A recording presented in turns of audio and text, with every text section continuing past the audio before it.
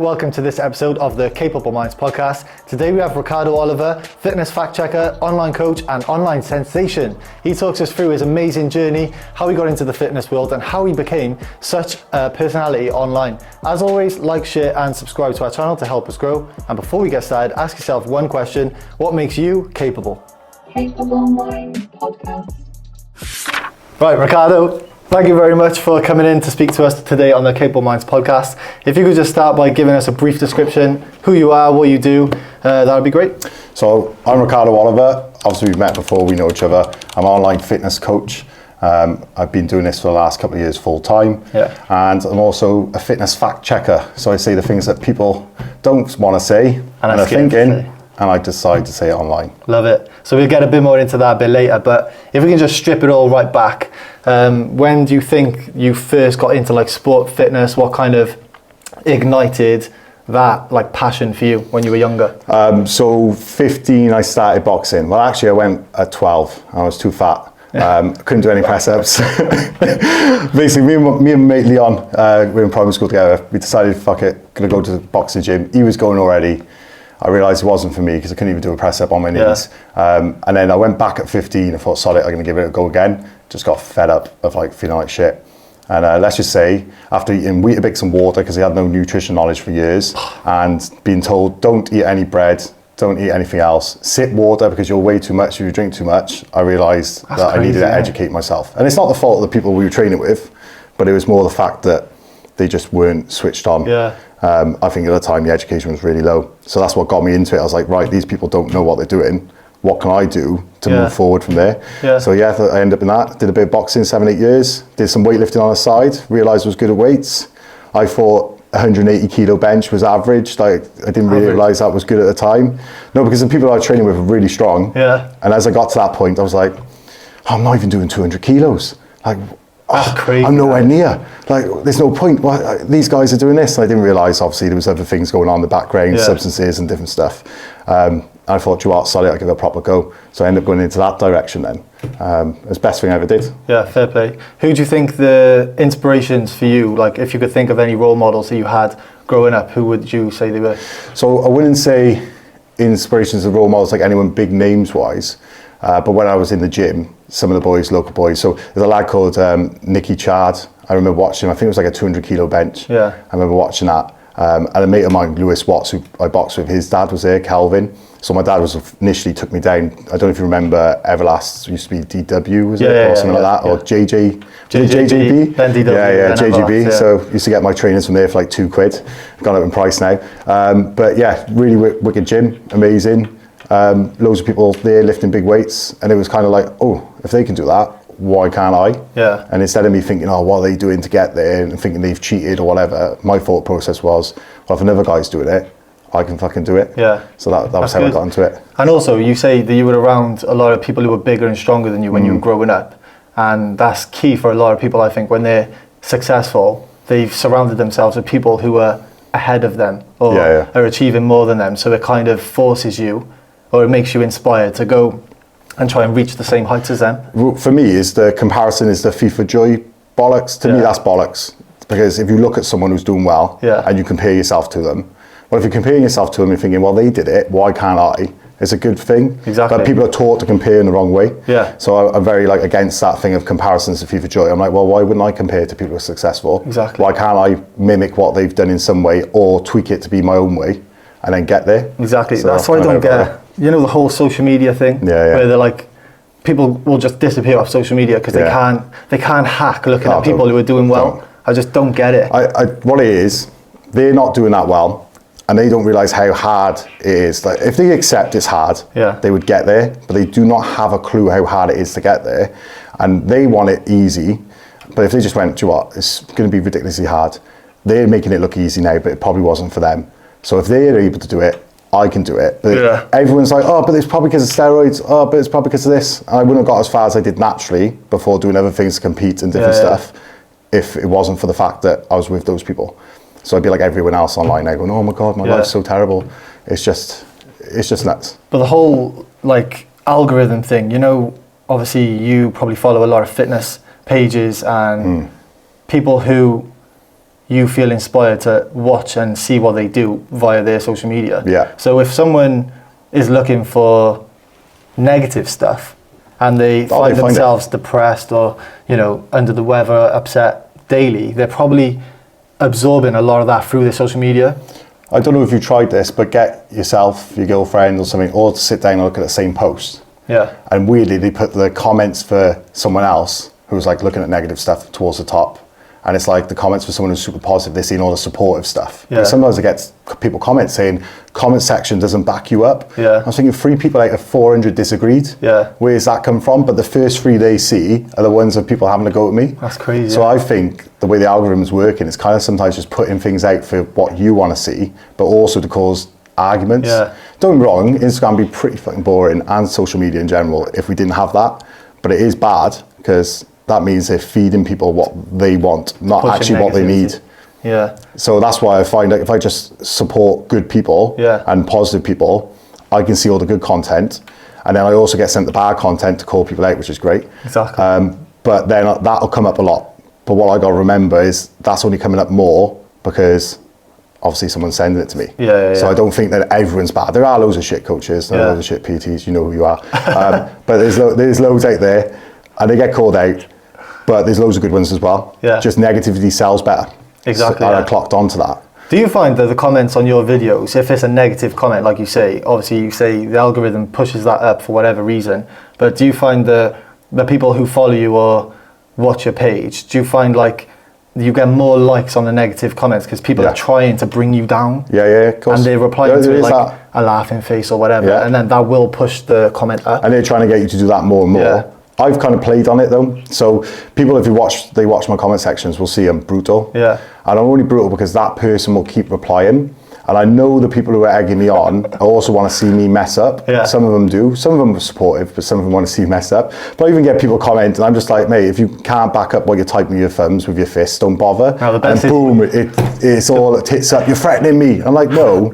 The best is when you say people with victim weight, or what is it? Explain victim that weight. So this has started, right? And I've nearly got shit for this because a couple of times I put posts up with me lifting big weight. Yeah. And I'll get a like guy, message me and say, you think you're tough, etc. Blah, blah, blah. I do this, I do jiu-jitsu, I do BJJ. Yeah, you got your balls in someone else's face, mate. Jesus Christ, right? So I'm like, it's a great sport, but you've got false confidence with it. If you're a fighter, MMA fighter or whatever, you can punch and all that as well, kick, and you're dead. It can be deadly. But these guys go to these little classes and they come online and start on all the big guys. So I just decided to start doing funny videos because I know it'd make them snap. And it's literally just me lifting like their body weight with one arm. And of course, like, they got a chance they could choke me out. But cracks me up when you call them victim weight. Oh, it's bad. I'm lifting victim weight in each arm, he says. It's like 70 kilo dumbbells. And that's how much the people who The thing is, they'll message you and say, I'll get choke you out and kill you. I'm like, you're going to blow over in the wind, mate. What the fuck? So when did gym and coaching become your career? Like, when did you make that transition from 3 years ago?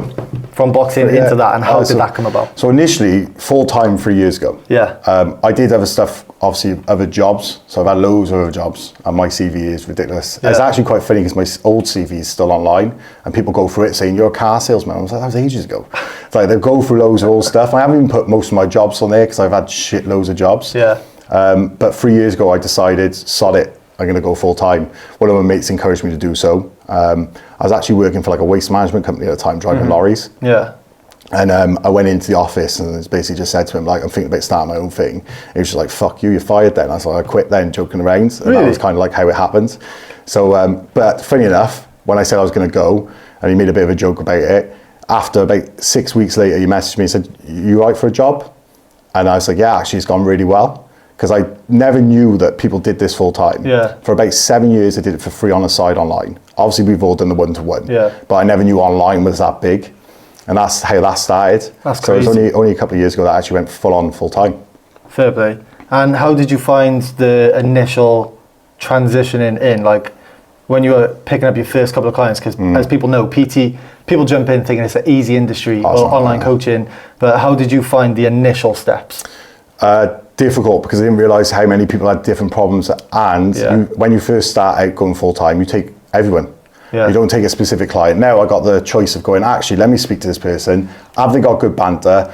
Or are they monotone as hell and they're boring as hell? I'm like, sorry, mate, you're going to have to go to someone else. Yeah. Or I send them to coaches. I say to them, go to the coaches that I've called out before. Yeah. Because they've given me attitude on the phone. So some people give me attitude when I say I'm not interested in working with you. So I've just gone, oh, this coach is good for you.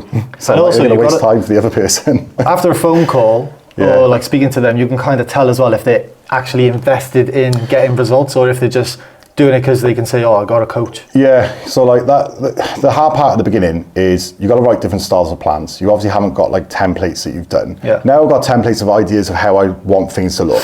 And the great thing is someone will come in, I'm like, look, it's going to be a little bit tailored, but it's kind of like off what I think will work for you. Yeah. And then as we communicate, we'll tweak it. And that's kind of like how it should work. Yeah, it goes like that, doesn't it? Because a lot of people say, oh, I can do a plan right now and you get the best results. I'm like, well, if they're a beginner, maybe, because the beginner will get a beginner gain. Yeah. After that stage, you really got to pay attention to them. I didn't have all that, so I took like an influx of like, I think it was like 30 odd people straight away. Is this one-to-one now? Yeah, this is online one-to-one. Online, yeah. So I took like them, and when I was online one-to-one, my first announcement of doing that, Yeah. I took on a shitload of people.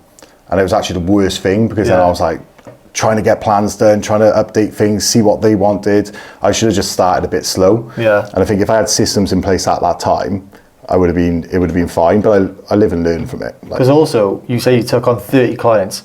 As you know, now, obviously, you have maybe 5 people finishing this week, and you might have 4 people starting Yeah. that week. So you taking in 30 in one go, you kind of get rid of the 5 who are leaving, Yeah. and then you're onboarding 4 more clients. So you only got to do 4 plans, yeah. essentially. But if you started with 30, you're kind of onboarding and creating plans for 30 people in Yeah. one go. Whereas now it's kind of like a cycle. A couple leave, a couple Couple go. start. Yeah, So it's a little bit easier. I do find that I retain a lot of clients though, so Yeah. a lot of time they don't leave. Yeah. And then I got to decide how much work do I really want to do. That's really good online as well. Yeah, so like I think average retention is working out around 2 years at the moment. That's roughly, really good, Which yeah. is decent. That's Year and a half to amazing. 2 years. So, and clients who have left within that first year of me have come back. Yeah.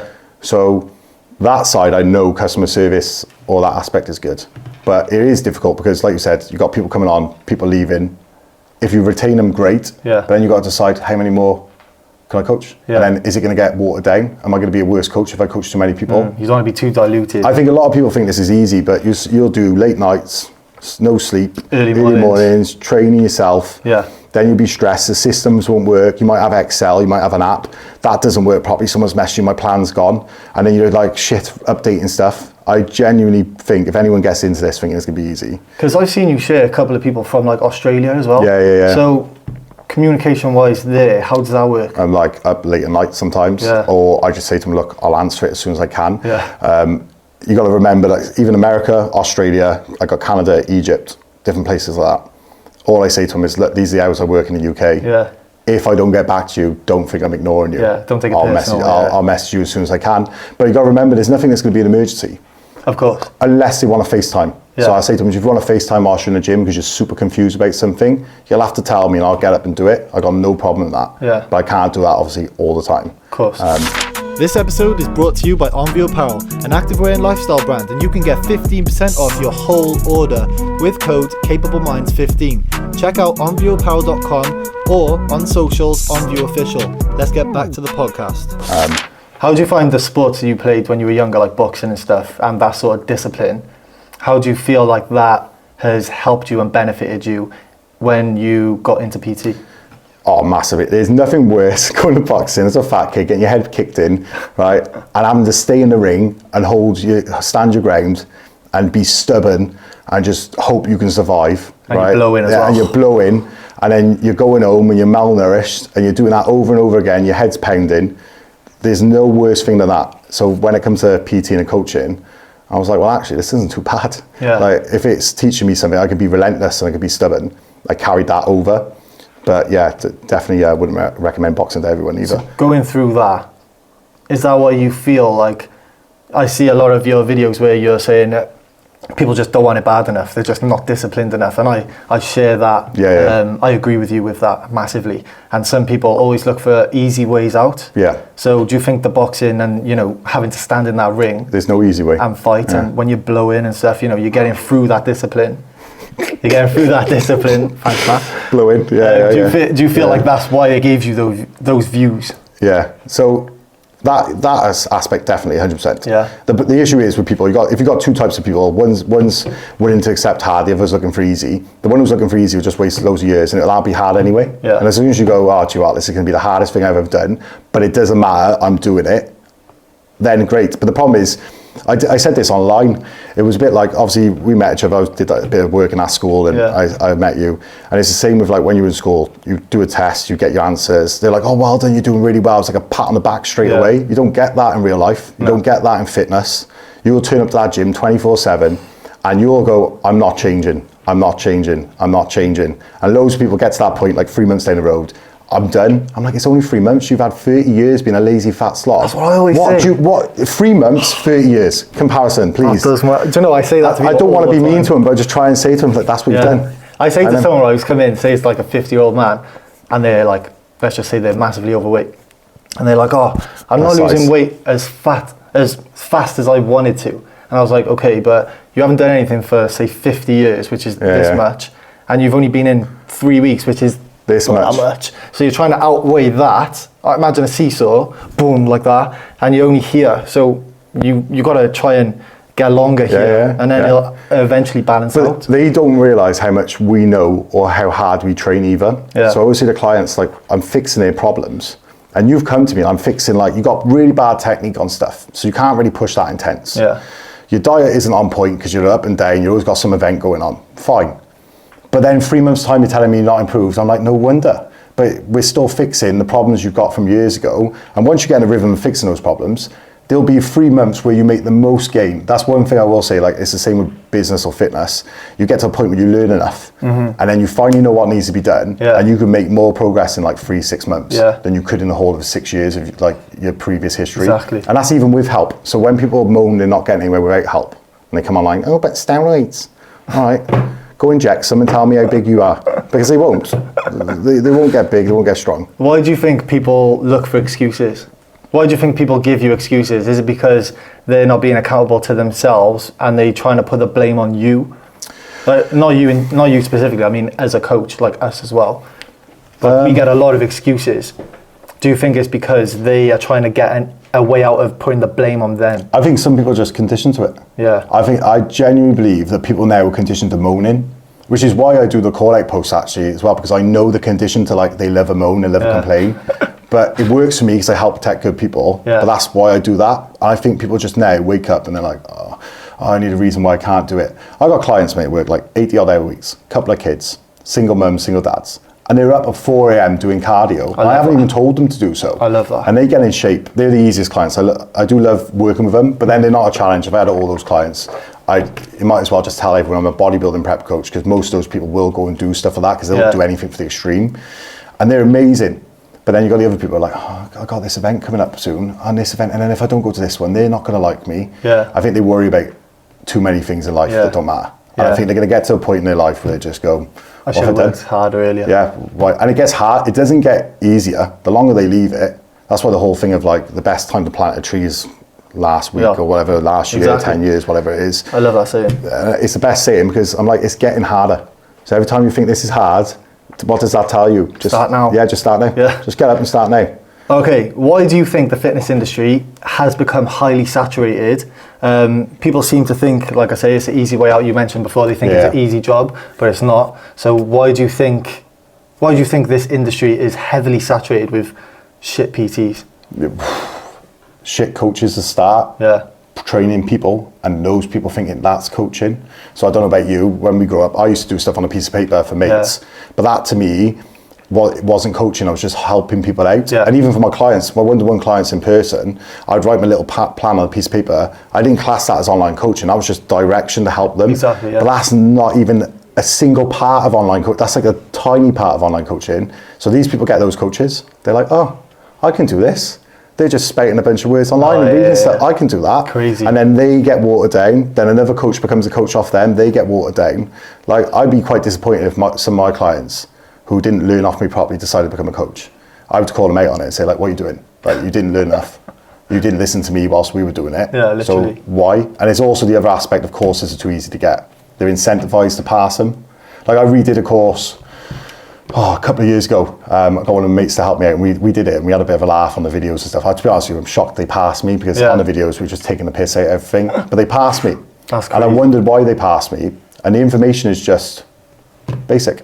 I can go get a nutrition qualification online now in the next 3 weeks, a different one. I've already got some. I can go do that, done. Yeah. And that's why. That is literally why. And also a lot of people now, social media, authority, even being sat here, we're doing this podcast, everyone will think like, oh, authority figure, like let's listen to them. Yeah. But really, some people use this as that reason. There are some authority figures that do them, but they know if you sit there with a mic and you've got a good camera, and you're saying something that's kind of smart, oh, myofibrillar protein synthesis, like I'm like, shut the fuck up, just teach people properly. Literally. That's it. But that's why. It's those two. It's guaranteed it's those two. If you think back to the courses that you've done, I think back to that. That was it. I done it in 2014, I think it was. But I'd done it before I went to uni. Oh, okay. And my uni degrees obviously went into a lot more detail in terms of anatomy, physiology, performance, because it was S&C related.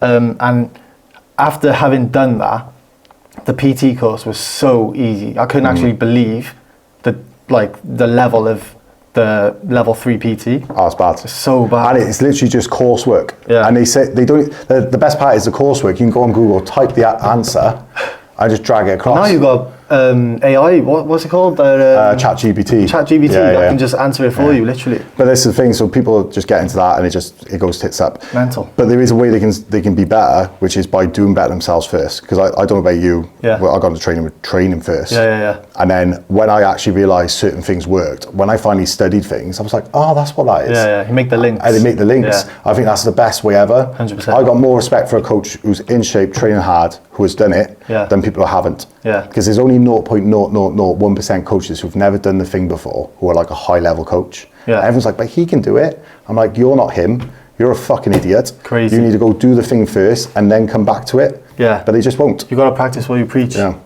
So talk to me a little bit more about social media, and do you think the fitness industry is better or worse because of it, and why?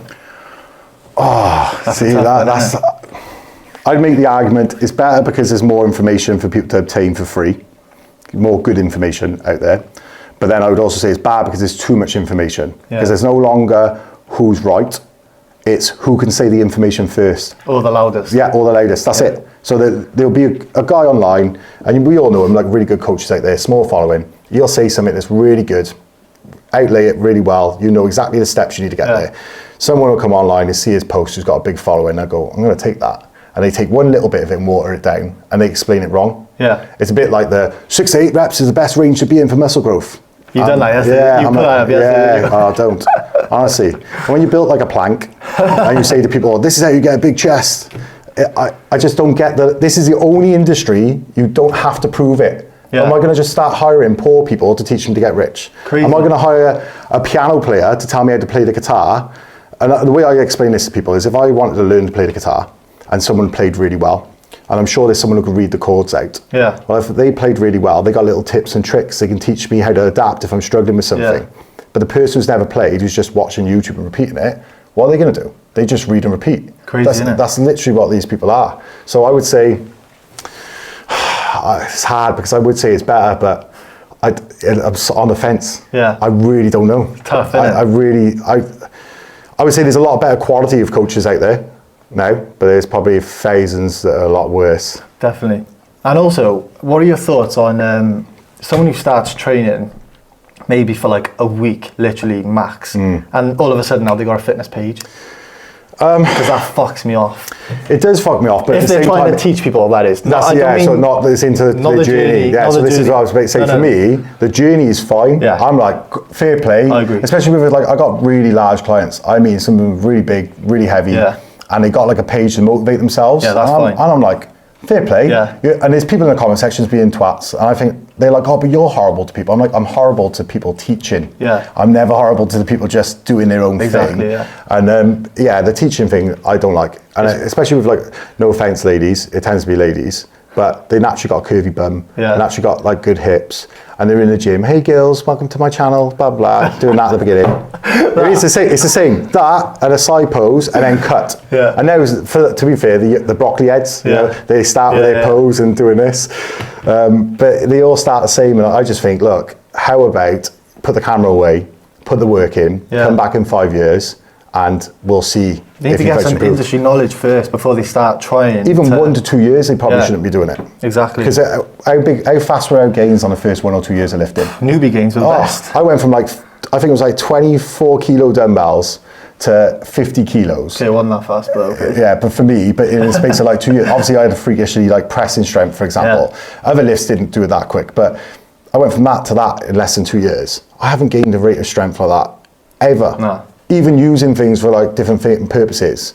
And I have not even gained that. Do you know what they say, right? When you first start training, I don't know if you come across this, but the first sort of 6 to 8 weeks, maybe 12, it's not actually pure strength gains that you get when you first start training. Neurological adaptations. Exactly. It's the way that your brain processes where your joints should be and how to engage your body in order to make that movement. But that's why I push technique. Exactly. Because if you learn that well, all of a sudden that flies up and your body's learning, okay, this is a good movement pattern. Because this is why I say to people, when you speak in absolutes online, blanket statements. I hate it so much. And these people obviously doing their videos now, they've just decided to join online, they come online and start saying, oh, now I'm training, I've done 2 weeks, this is what you should be doing because it worked for me. Yeah. I'm like, yeah, but did you really break that down? How old was the person? How long they've been training? How strong are they? Because how strong they are depends on how they recover. Yeah. How big they are depends on how they recover. Hence why a lot of women in general tend to be smaller, can handle more volume. They recover better between sets.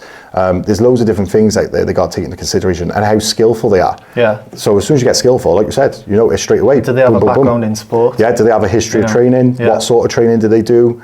Age, Jimmy, are they 50? Are they 20?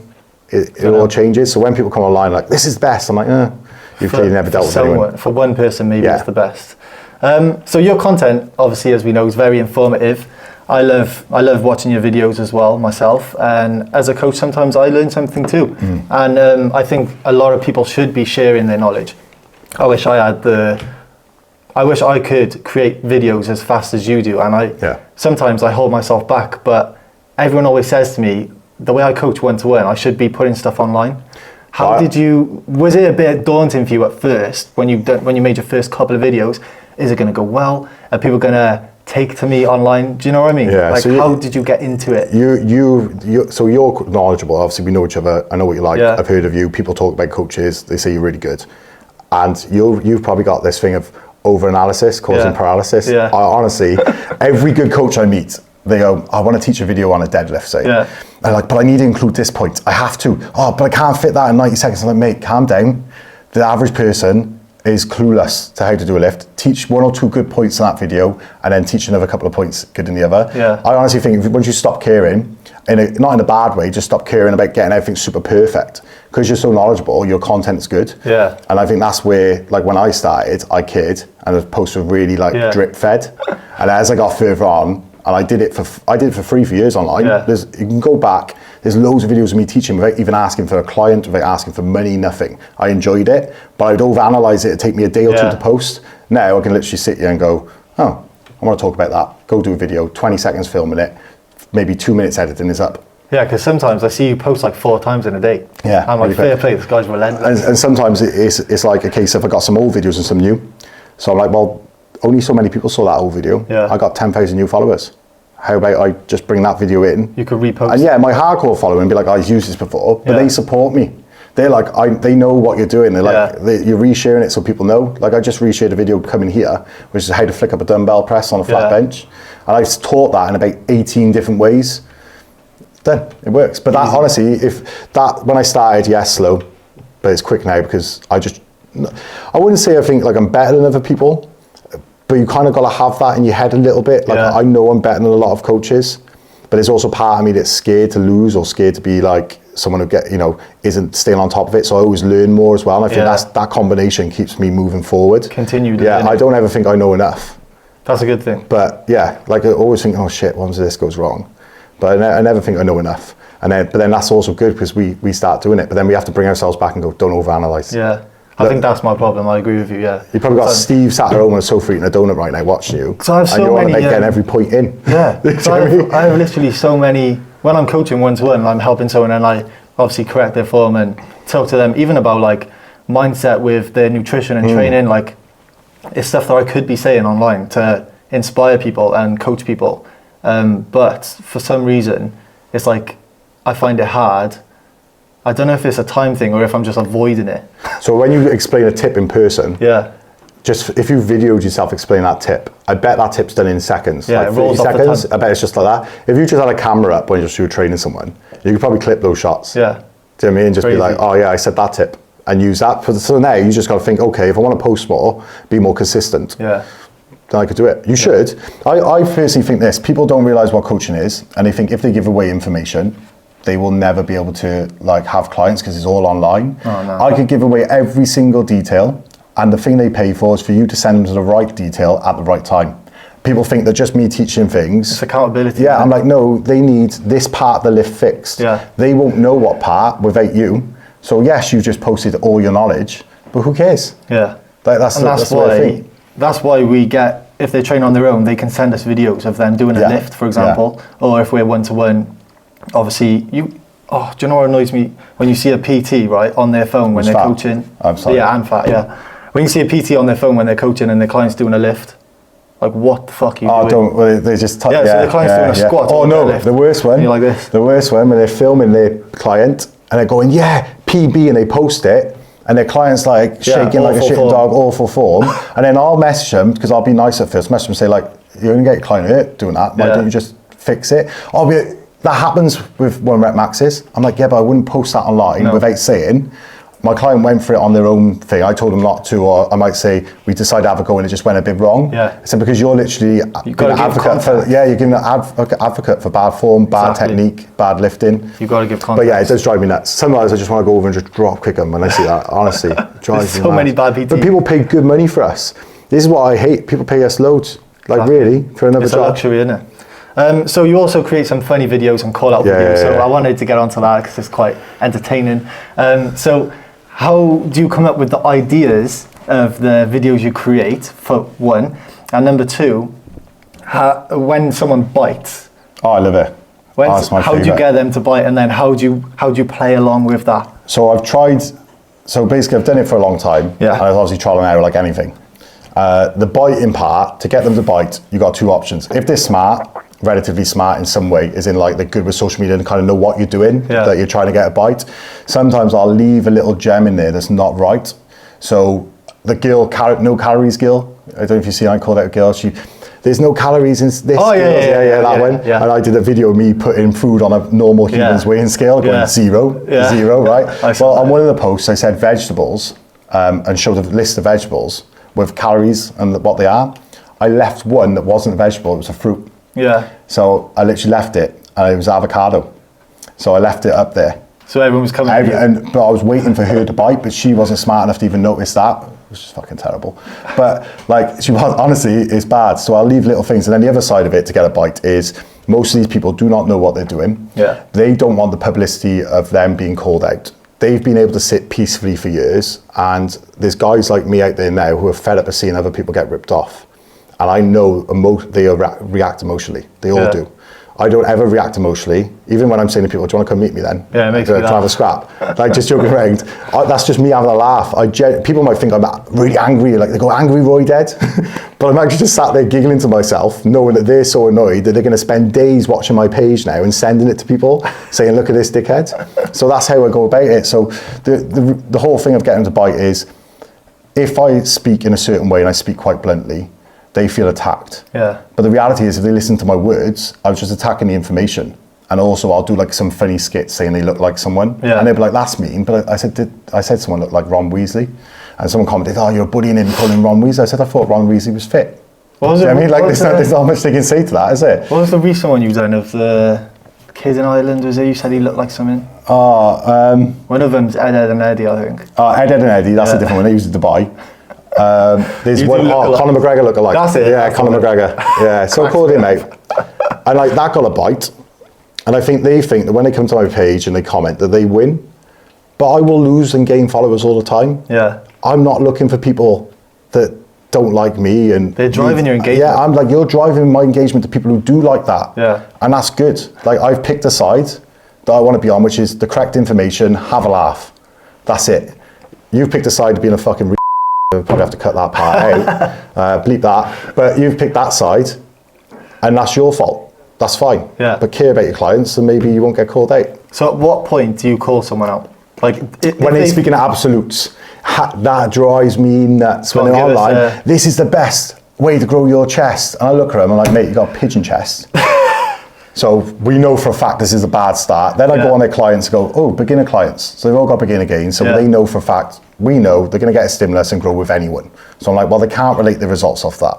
So I'm like, right, where did they get their data from? So they'll look at a PubMed study. I'm like, let's look at the study and how it was done. And most of the time they haven't fucking read how it was done. Yeah. And then I look at it and they go, stability is the best thing for growth. And they'll go, change your bench for a dumbbell press. I'm like, what's less than stable? Yeah. Like, where's the logic here? So once they speak in absolutes, they're on the radar. And then once they do it a couple of times, oh, that's what I was going to ask you. That's when. Is it one video, 2 videos? No, it's a couple of it. It's got to be at least 2 or 3 videos normally, minimum, because even if they post really good content, but this is the other thing, if they post really good content and they're in amazing shape and they got loads of great results, it's different. Because I always say, look, I'll comment, or I might say, look, mate, I shouldn't really speak like that. Yeah. But for those people, it's kind of like, well, they're doing 99.9% things right. But it's all these influencers who've got no real transformations on their page. Mm-hmm. They got loads of little text messages that could be their mum going, oh, best service ever, and they've screenshot it and got their mum and dads, their brothers to do it. I'm like, well, how can you prove it? Their reviews. Yeah, so it's more down to the fact they speak with pure arrogance, they speak in absolutes, and then I'm like, okay. You're having it. You're having it. Is it, so do people send you these people and then you, like, they're like, oh, clients, look at this guy? A lot of my clients who've come on board with me were also fed up with people like this. Yeah. So I'll be having like a peaceful weekend.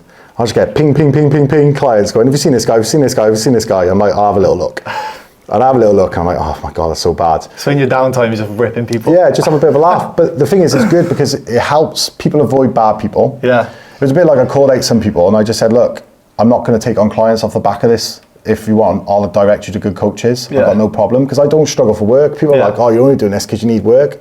I'm like, well, actually, it just increases my engagement. Realistically, I always get work. So that side, yeah, they do. They send it people in my DMs, people who watch my stuff. That's class. And there's a few people, mind you, we know them, like from where I'm from, obviously Newport, there's some people back home who want to see people do bad. And I'm sure that's in every area. I hate that. And sometimes that's why they're sending it. Yeah. I know that.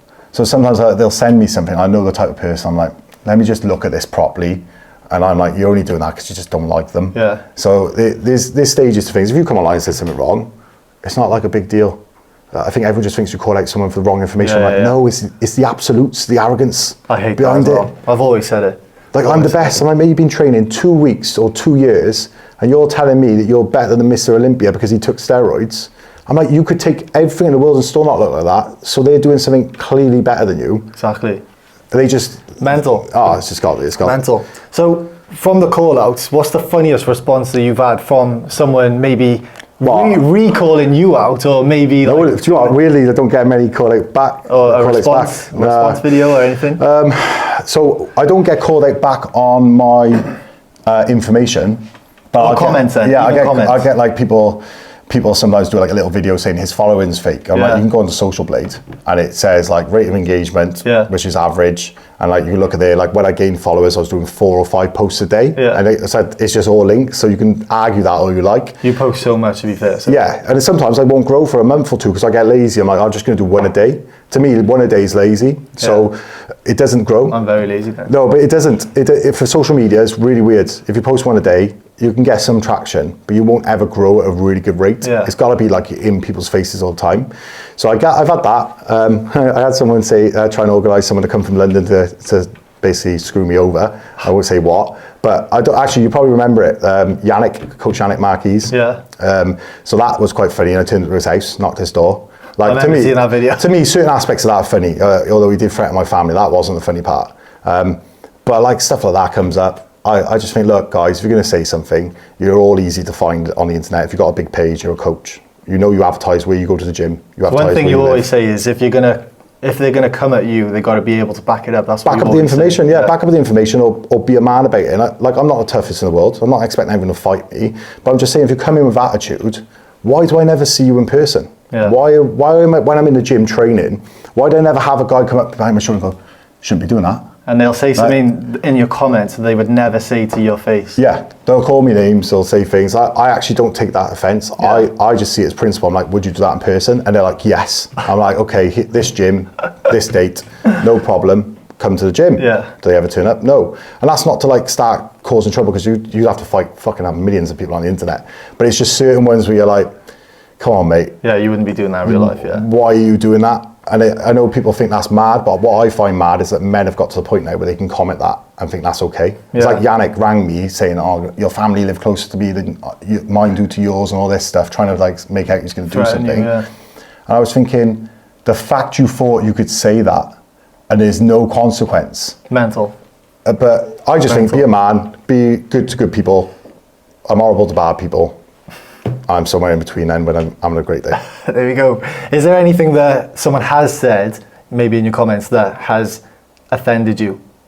No, because offence is an option. I don't get offended, but sometimes they say something where I'm like, actually, I could do that. So like they might say to me, for example, they might say, I haven't seen, you think you know your shit, you got no clients, showing no clients. I'm like, oh, actually, I haven't shown any clients for a little while. They actually remind me to do stuff, and I get sales then off the back of it. So what would you say to them then? So I just go, oh, thanks. Yeah. And I do a video, I post a video of some clients who've done well recently, and I get more clients. Yeah. Sometimes this is what people take offense to, people in the comment sections, they even take offense to my videos. The way I look at it, if I say something that offended you, maybe it's true. And if someone says something that makes you think and you use that to benefit yourself, why not?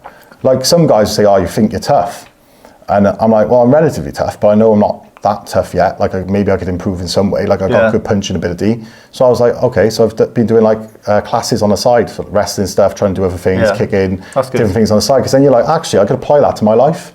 So sometimes the people who are against you are the best people, because they make you go, make you reevaluate a little bit, here and there. I think most people don't realise that. I agree.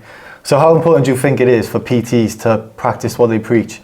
You mentioned earlier about out of shape PTs or fat PTs. It'd be right if they were fat PT and they were a powerlifting coach super strong. Yeah. This is the context. It's got to be relative. It's got to be context to it. So, and this is the other thing. Information and context is key. You'll see I write this below posts, and you don't get that context until you're doing that thing. Yeah. So we can all read a study and we can all repeat it, but go to the gym and do it, and tell me like when you got this problem, that study helped you, because it probably didn't. Because you have to find a way of workaround of an injury. Maybe it was a bad day, the mental aspect of things. There's all these things that come into play by doing it, and then you know what your client's going through. So to me, if you do not have loads of clients coming from a beginner all the way up to an advanced, you need to prove it. And if you're lucky enough that somehow people come to you just because you speak smart online, fine. If I see all your clients are really good, I'll be like, oh, fair play. But that's like a 1%er. It's very rare.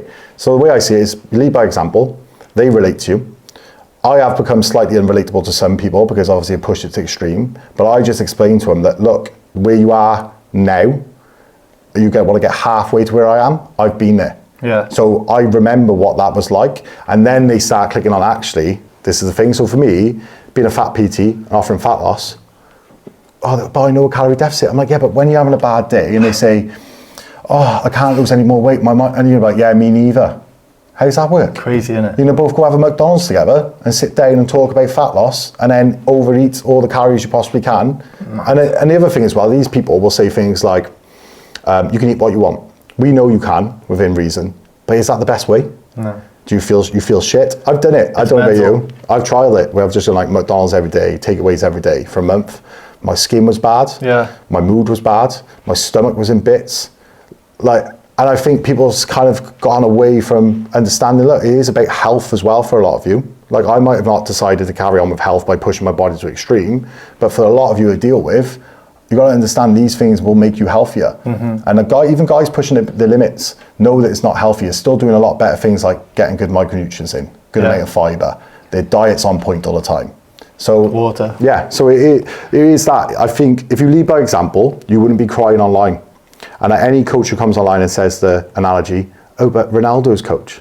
I'm like, mate, I'm like, Ronaldo, like it's obviously you teaching like football stuff as well. I was like, when you're low level, who do you learn off? Other footballers. Yeah. Who do you learn off? The guys you play against. And then most of the time, those coaches have played at some point. Exactly. I said, and then as you get further along, you teach yourself more, you get ahead, Ronaldo goes and does his own work. Then you finally get to the highest level where this manager deals with like fine details. And you're relating yourself as a local PT and coach to someone who's dealing with like how to structure the team. Yeah. They're not telling Ronaldo how to kick a ball. No. You should be able to tell your client how to bench, how to squat, or whatever it is you want to teach. If you're not teaching it, it's fine. How to get good at running, how to do all these other things. So that's my Especially thought if that's process. what their goal is. Yeah, 100%. And also, I think practicing what you preach makes you a credible coach. Yeah, yeah. As I always say this, the PT world and the coaching world is a shallow world. And people will look at you on face value before they know what your knowledge is. So before I even know that you're knowledgeable, I'm looking, is he in shape? Do I want to pay for his services? If you line up PTs in a specific, any gym really, and someone's looking for a PT and they're looking, say you had them in a line against the wall, they would not choose the one that's out of shape. No. Based off face value. Face off. And obviously, even if they were looking for strength, you look at the same thing again. The shape still kind of comes into it because you're looking and go, well, he looks after himself. Yeah. And if I had a coach who was really strong, and let's just say we got two guys, he's a 400 kilo deadlifter, he's a 400 kilo deadlifter, but he's jacked. The chances are I'm going to go with the jack guy purely on like the observation, unless I see that this one has really good teachings. Do you know what I'm saying? Like, but that's really hard for a lot of people to display. The way I look at it is that you take a risk, and the risk is, are you going to hire the 1% idiot who got in shape without knowing? Well, yeah, you could do, but that's 1%. There's a lot of 1%ers out there, but how many people do you see where they like hardly know what they're doing? Exactly. And just got the biggest in the world and strongest? We don't see them often. But are you going to hire the person that's full of shit reading PubMed studies 24/7 online, and there's loads of these? The chance of hiring them is actually a lot worse. Yeah. So the way I look at it is go, okay, I'll risk with the guy who's in shape or training well. And then if he's no good, I'll find another one who's in shape or training well. That's if I had to just pick. Yeah. Obviously now I'm smart enough to know who's best, but when you're the average audience, what do you do? Gen Pop especially. Oh, yeah. So where do you see yourself in the next sort of 3 to 5 years? Like what do you want to achieve? What do you have in the pipeline, if anything? So it's more seminars, maybe helping coaches, helping coaches understand how to break down lifts, going around a bit like the likes of Sebastian Oreb, the Australian strength coach, probably seen him, going around teaching that aspect of things. I personally think I'll still coach because I like coaching, I enjoy my job, but I feel like I can venture out and pass my knowledge on to other people. Because one thing I've met is when I've met knowledgeable people is they want to give you information. And even in the gym, people go to me, I can't believe you just told me that for free. I'm like, I want to tell you. Like if I'm in the gym and you're next to me and I can help you, I'm itching to tell you. And I think people see me as someone who's like, oh, just trying to be a know-it-all. I'm like, no, I want to share it. Like if I can share that to improve you and you're better next to me, that makes me better. Exactly. So that's the kind of the way I look at it. So I think seminars, maybe a bit more down the side of like helping people with obviously growing as coaches as well, maybe.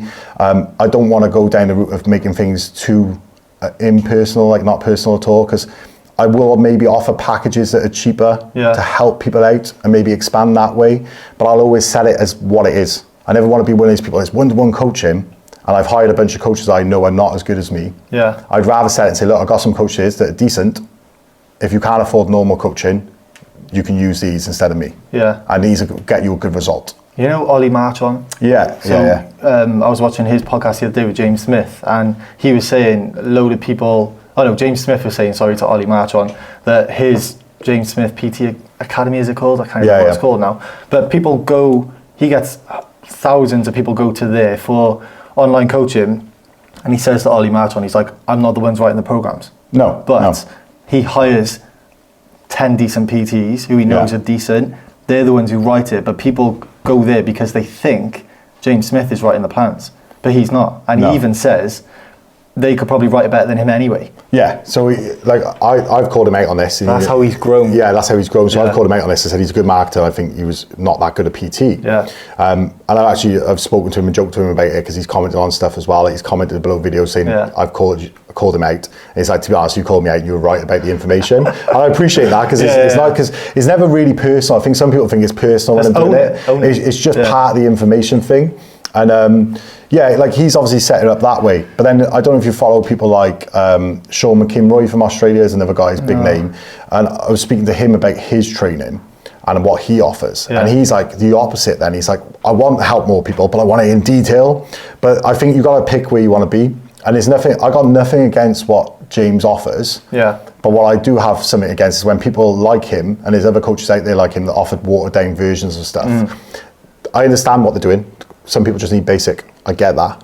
But they'll say, this person who's offering better, oh, look at him because he's pushing their body, they're boring, blah, blah, blah. Yeah. I get it's a marketing tactic for them, but I look at those coaches who are really pushing it and really giving a lot of detail. It's like, fair play, mate. You love your job, you're passionate, you're putting the work in. So I always challenge, that's why I challenge the information with him and a few others I've called out. Because I'm like, well, how can you slate people who are actually more committed? But then I can't slate James for his business. Because then if I'm talking about business stuff, I wouldn't turn around and say, oh, I don't want to be these business people who got loads of this. Yeah. He's actually doing better there by a mile. So of course I'm going to actually go, So when you look to maybe offer these packages that you were talking about, that's why I mentioned the James Smith one. How will you be able to, how will you know the people you're hiring to write these plans? There's a lot of trial and error.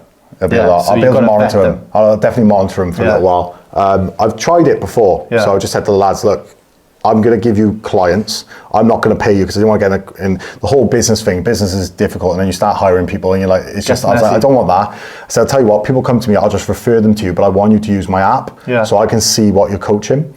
And it was great because I can see the plans, see how they write. I'm like, oh, fair play, the plan's decent. Downside is not everyone's as passionate, and when it's not their business, sometimes they don't reply to people. They don't get back to them, and I think it's going to be a little bit of trial and error. I've been told to find someone 80% of what I am and accept that that's good. But the way I look at it is I'll never offer the same price I charge. So say I was charging a couple £100, I would say, okay, it's going to be like 75% of that because I know they're not going to get the same service. The level. But they'll still get a lot better help than most PTs. That's kind of like where I'm trying to find that sweet spot. So if I can venture out into that and trial that, great. It could all go tits up. I've had stuff go wrong numerous times. Who knows, it might not even be coaching. That's where success comes from though. Failures, and then you try again. You know. All right, so this leads me on to the defining moment segment of the podcast. So every guest that comes on, they bring in or they talk about 3 pictures in their life that has defined their journey to where you are sat in front of me today. Okay. So let's start by speaking about the first defining moment picture. Why is it defining? And what is it? Oh, okay. So just before I started this business full time, I did start it and I wasn't like sure if it was going to go well. I went to Dubai with my mate Leon, and we went for our birthdays and stuff. This was a couple of years ago, so I was just turning 30. And I met Larry Wheels in Dubai. Sick. And some other successful people. And it wasn't the fact that they were like big names, I'm like, oh, super excited. It was the fact they were just normal people. And at the final moment, I was like, he's a normal guy. I lift pretty good weights as well. He was talking to me. I was chatting casually. Then his camera guy was really nice to me. His name's like StrengthNet on Instagram. And they were all doing arm wrestling, they're inviting you. And there was like a group of people that were all being really helpful. And that moment, I was like, actually, even though I thought the industry was a certain way, some of these big names are actually really nice people. And that then made me go, do you know what, fuck it, push it. And I realized from there, okay, where I had a bit of like bias in my head, like, oh, there's loads of shit people, why do I want to get involved? Why do I want to be part of it? That kind of changed my vision as to, actually, I could be like this person in some way, or if not better, in another way. And I could still offer a good service. I could still be really, link up with a lot of people.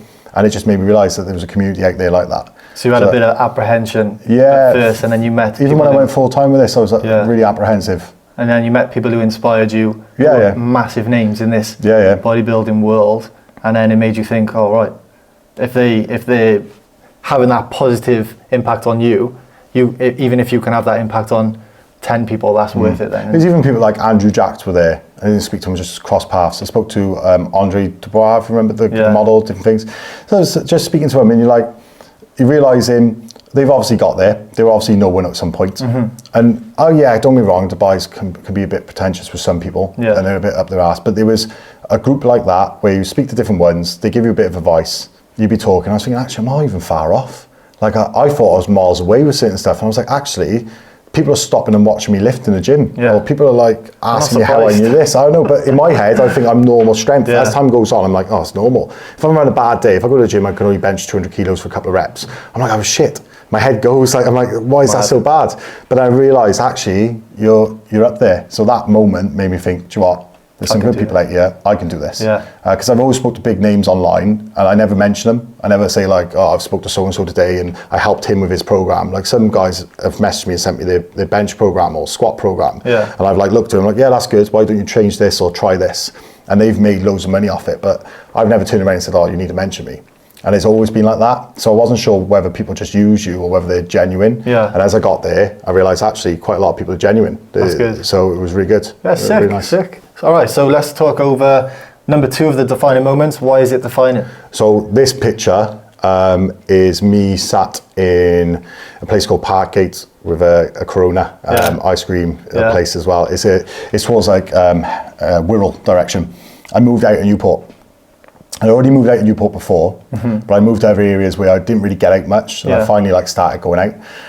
And without sounding bad to people from where I'm from, I still love some of the people. There's a lot of small-mindedness with like, you can't do this, you can't charge that. Yeah. There's how can you get away with that? How can he, he isn't going to do anything with his life when he says things like this online. You're never going to go anywhere. Your page will never grow if you call people out. Negativity. Okay. Yeah, it's all that. And then when I left and moved to a different area, it was the opposite. People were being really nice. I was new to the area, asking how I got to where I got. Can I show them things? I was thinking, fucking hell, have I just gone to a different world or what happened? And a lot of the Scousers as well, because Liverpool is close, are all really nice people. And I met people in gyms. I've got a mate of mine called Ollie who owns a gym in Modified in North Wales. And he's like, have free reign in the gym.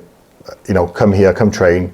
It's like, I help him with his training. Go do all your videos. Now my app system's based off his gym. He's got all good kit. All my videos are in there. I was there late at night for hours, from like 12 to 4 in the morning. He's probably got loads of footage of just me talking to myself to a screen. But to do all that, and that like also another thing made me realise there's more good people in the community and there's more to life. Yeah. So that was another, people are back home, oh, they're never going to make it. That's never going to happen. Oh, I can't change my job. There's no other good jobs out there. That attitude kills me. Yeah, same. I'm like, if you think like that, yes. If you think it's going to happen, but if you think there's a chance they're going to improve, you can guarantee you'll improve. And that is one thing that, like, honestly, gets me excited. Like when I'm like, yeah, buzzing. Yeah, I know for a fact I've met these people in different areas. It's super helpful. I got gyms messaging me like, can you come do a video in my gym? I'm not coming no one. I'm just a guy from like, but realistically, I'm even 60,000 followers or whatever it is. Like, it's nothing really when you think how many big people are out there. And like even having big names message me and saying, oh, that's a really good video, like how did you do that and this? Yeah. I'm thinking, what the fuck are you messaging me? Like it's working though. Yeah, I had Squat University share some of my posts, and some people don't like some of the stuff. I saw that. Yeah. Oh, that's sick. And he shared it a few times, I ended up with a load of American clients. Yeah. I was like, what the hell's going on? So the internet is really, really good for that. Sometimes you do have to take yourself out of a situation in terms for you to grow. Yeah. So that whole fruit analogy. Yeah. If there's one rotten fruit in a bowl, it will affect all the other fruits. And that post there, being away from all that, take it away, made me realise. Because sometimes it does. They're really sticky. Negativity is like, if you're negative and we met, I'm like, oh bro, life's shit now. No one can do anything. There's no money anywhere. Everyone's struggling. And I get there are people struggling. I've got nothing against that. If I can help them, I do. But it's like, if you're always saying that, you're always going to be there. Exactly. What was I going to say then? Come back after this break. So, sorry, mate. I can't remember what it was now. Oh, yeah, that's what it was. That's what it was. So, you said about the people who are from your area were negative, didn't want to see you improve and didn't want to see you progress. But they did at the beginning. Oh, yeah. It's because I always say this to people, it's because they cannot comprehend in their head someone from the same place as they're from. Mate, somehow moving up in the world, and they're there, so they want you to be under the same sort of mind trap as them, where they can't improve, they can't progress, and by you going slightly out of there, they just can't comprehend it in their head, so they try and pull you back in. Honestly, like I remember being at a point where I was just like, I don't know what I'm going to do in my life. I'm done. Like debts, like whatever. I remember thinking that, right, and sat there, just being a typical victim, feeling sorry for myself. And then my mate at the time pulled out his phone and goes, look what I just made today. And when I mean it was a lot of money, I mean it was more than what most people ever make in a year. So like it was ridiculous. And I was like, look to that. I looked at him and I was like, I figured, mate, I literally couldn't even make that in the next 10 years in my head at that time. I remember laughing to myself and going, do you know what, actually, that's kind of made me think, wait, why am I thinking the way I think? And then sometimes you just need someone. I know a lot of people say when you come online and say, you should be able to do this, you could do anything. And they're like, but it makes me feel bad about my life. I'm like, right, fine, you feel bad. Don't watch that. If you use it differently, Yeah. like I did, and look at that, because that could have gone wrong. I could have looked at my mate's thing, gone, I can't believe he's doing so well. But all I was thinking, it was buzzing for him. Yeah. And then I'm thinking, I wanna actually, do that. why can't I do that? Exactly. And I always make a joke with this particular friend, I won't say who it is, but I always make a joke with him and say, you can't even fucking use an iPhone, you're making all this money. Like, you genuinely can't. Like, you can't even find his camera or whatever. So you can't say his name, but what does he do? It's just business in the business quite a lot, because I wouldn't want people to know, I wouldn't want to know what it was. But I got mates who are doctors and different things who've helped me growing up as well. Yeah. And they helped me open my mind a little bit, because we lived together for a bit in the pandemic. And they were like saying about what they do, how they've got into it, and they were super supportive. And I'll never forget that with those people. Yeah. If I ever get to the point where I could just fly people out to different countries with me, I'll be like, mate, come on, I want to pay, come do this, I would. To me, that's what it should be all about. You grow, and then you bring the people that helped you, and then if there's anyone you can bring up and help, fine, but as soon as they start giving it, that's not possible, I'm like, you gotta go. Yeah. Because they'll drag you back. Exactly. All right, so let's move on to picture 3. Why is it a defining moment, and what is it? So picture 3 won't completely give the whole picture, because I don't give my whole life away. So like me and my nonna, my nonna at the moment is in a home. I don't get to see as much as I like to see her, because I live up towards like north direction most of the time, or traveling with work. And she now their house now has to be sold, or the house to pay for the care. Yeah. And in my head, I'm fuming I don't have the money to just fork out like a couple $100 grand and just be like, bang. And that's kind of made me think, actually, what you're doing is things in your life that can go wrong for others around you, and you could fix this. Because money isn't important in the way people think. It's important for like freedom. As in, someone's ill in your family, you can pay for it. And I've had some stuff happen where surgeries would need to be paid for, or something like that, and I couldn't pay it, or I could pay a small amount, and I was like, I should just be able to pay this. Like, I'm a man, why can't I just fork that money over right now and fix it for them?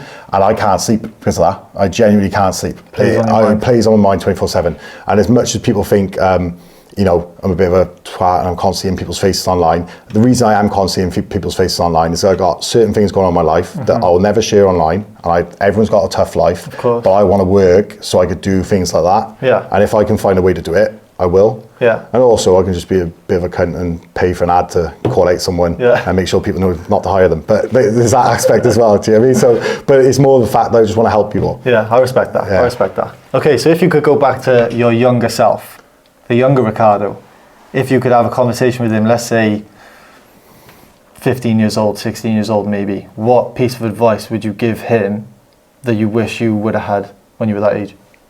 See, that's tough, because now I'm me. I wouldn't change anything. Yeah. So I kind of think like maybe you just have to go through it. In my head, I'm thinking, you know what? Actually, all those drunk nights, getting fucked up, found outside, not sleeping on the wall, someone found my passport, returned to the house. I mean, all those things I've done, where I was just partying, just being an idiot, maybe have led me to this point. So I probably wouldn't change, but if I could save some of the pain of some of the things I've done, focus more on yourself, more on growing, more on knowledge, more on improving business, and everything else will fall in place. Yeah. I think I got caught up from a young age in like relationships and prioritizing other people around you, and then also feeling sorry for yourself because it went wrong, and like doing all that. I'm gonna go out drinking now because I'm single. I think I got caught up in that, and I end up looking back and I think, fuck, I blinked. And You wasted some years. mate, doing that. I genuinely 20 to 26, 25, 26 when my back injury was, I don't remember. That's crazy. I really don't. Like, it's like, what did I do? What did I accomplish between that time? Besides training, I always did on the side. Yeah. And the other thing was the other things is take into account, like, consideration of things you're doing good at, remind yourself, because then that could lead to something. Once I realised I was good at what I did, I used that as a full-time job, not just a part-time thing. Yeah. So that aspect, I would say to someone, focus on what you're good at. If you are good at it, maybe see if you can make some money off it. And then if you don't have anything you're good at, but it's good money that will allow you to live a good life, focus on improving, and it opens up other doors. Yeah. And I honestly used to waste time in jobs doing like stepping stones, saying it's just a stepping stone. But actually I should have pushed myself in those jobs so well that it was undeniable that I was good at anything. Yeah. And I think I would have had more opportunities. And that's what I've learned now. The more I'm actually becoming undeniable for people, I always joke around saying I'm inevitable. Yeah. Right. The more I say that, but the more I am, Always the more there. opportunities are opening. Yeah. And there's some things I can't discuss at the moment because I don't know if they're going to go through or not. But there's loads of like these little doors opening. Yeah. I just got to make sure that, I try them. If it works, it works. If it doesn't. So if I could say to someone that, it'd be work hard, push yourself, even if it's just a stepping stone. Remember things you're good at, maybe try and use that as a job. Yeah. And if you're not, pick something that you can do. And don't waste your time getting pissed up in Delilah's 24/7. So basically you're saying Courtyard. start honing in on what you want to do Yeah. from an earlier age, Oh, yeah. so you don't waste. I think about early 20s, Yeah. 100%. Even now, so to be fair, I started my business, just before I was 30 or around that time. I don't know exactly when. I think it was 30. It just started. So my business has only been going 3 years, I think April time, properly full time. I'm 33. Yeah. Nearly. Do you know what I mean? Still young.